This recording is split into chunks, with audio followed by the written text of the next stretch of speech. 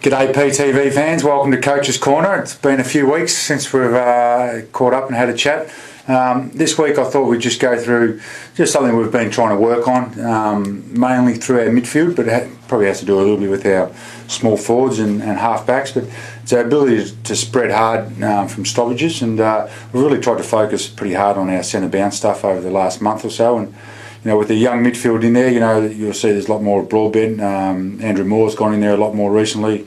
Chad Wingard will start to get some goes through there. So with some young guys in there, we really want them to take the opportunity to win the ball first, which is the most important thing.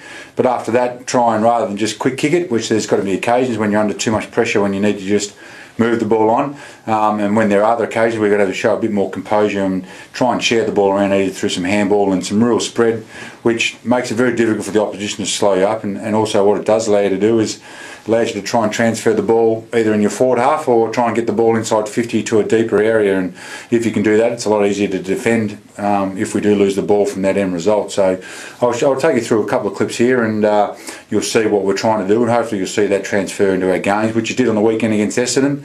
Unfortunately they were able to do it to us pretty good in the last quarter, so we'll have a look at a couple of them and give you an insight on what we're going to do over the next 6 to 7 weeks. So I've got a centre bounce here. Centre bounces are the best time to try and spread on the opposition. You obviously have a lot more space than what you do at mid stoppages, because you obviously only got the 3 on ballers in each. But in this occasion here, the main thing is straight away, wherever the ruck's hit, it is to try and win the ball first of all. And you see Broady's run in here in a pretty good position, and even with I said the young guys that are in there, Broady's learning the caper. A lot of young guys can tend to get in this situation here and just want to whack it on the boot. And while that's a good result at times, as I said, if you can try and share the ball, you can definitely get it deeper inside 50, which makes it pretty hard for the opposition to win the ball back, and certainly puts them under pressure here. So Broady's able to win the ball in close, use it to Travis. He's then been able to use one of our half forwards coming up in Johnny McCarthy. Kane spread pretty well initially, giving it to Westy, who's able to get the ball and roll on, and then by the time he kicks it, it's now a nice deep inside 50 ball. We've got some good power forwards who can run and jump at the ball, and then Youngie there just quite didn't have the composure to finish off with the goal or share the ball. We've got a couple of mids here who have run pretty hard down, share the ball to them.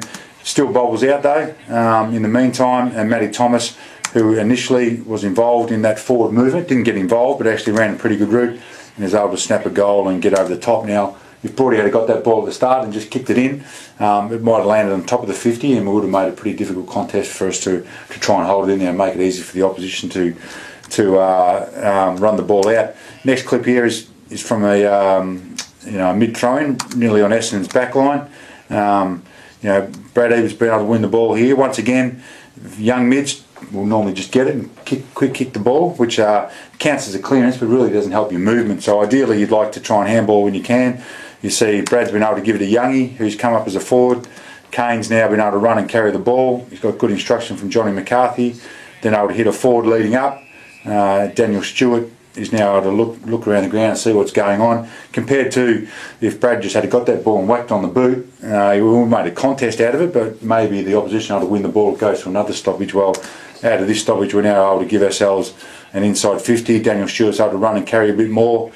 Probably still would love the ball deeper, but Westy makes a contest, and I'm not quite sure the end result. Brad Ebert gets a crumb here and kicks a goal for us, so it's not always going to figure out with the shot on goal, but hopefully it gives us a few more inside 50s, which is something we've really tried to work on.